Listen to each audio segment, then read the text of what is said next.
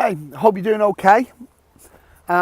Interesting question off Steve in my coaching group today, and it was regarding vegetarian diet. Now I know Steve's partner is a vegetarian. He sticks with that as much as he can, and basically his question was, he was asking me, should he eat a bit of X? Should he have some meat so he can get extra protein in his diet? Now,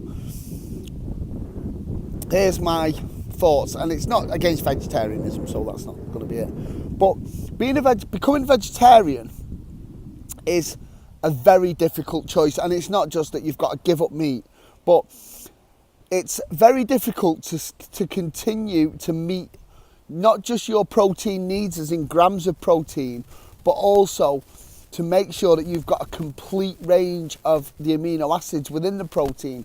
So each proteins are made out of different little building blocks called amino acids. I think I've spoke about this before, but I'll go through it again.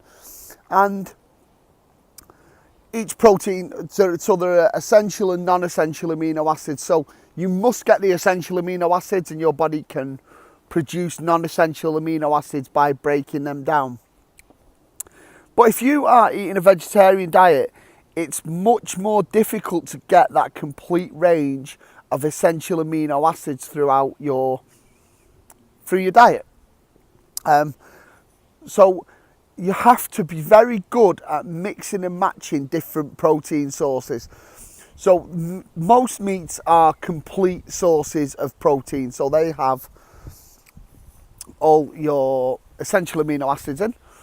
And as far as I'm aware, there is no plant-based protein that offers a complete spectrum of amino acids. Now, if that's not the case, please correct me, because I'd love to find out more. So when you become vegetarian, it's not just quite as simple as I am now stopping eating meat. You now have to think, what am I going to replace meat with to make sure that I get a full spectrum of amino acids? That's better, isn't it? So that's food for thought, literally. So there are two types of vegetarian, in my opinion. There are the I eat cheese and onion pasties and beige food vegetarians.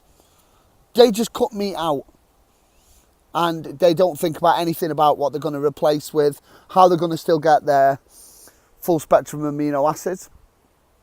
And then there are proper vegetarians who have a complete understanding of the nutritional value of foods, know that it's not just as simple as stopping eating meat. You have to replace that with something. Now, as a good rule of thumb, and again, you must make sure that this is complete proteins. You need approximately, for a lady, average lady, around 50 grams of protein a day, and for an average guy, around 80 grams of protein a day. So you must make sure that you get a full spectrum of amino acids and hit that macro goal. Otherwise, you have got a case of malnutrition on your plate. And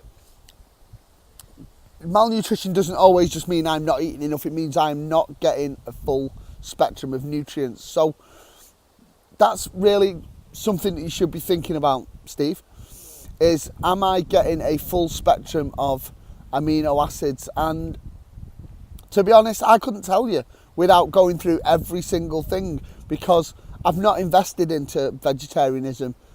For me personally, it's not a choice I want to make.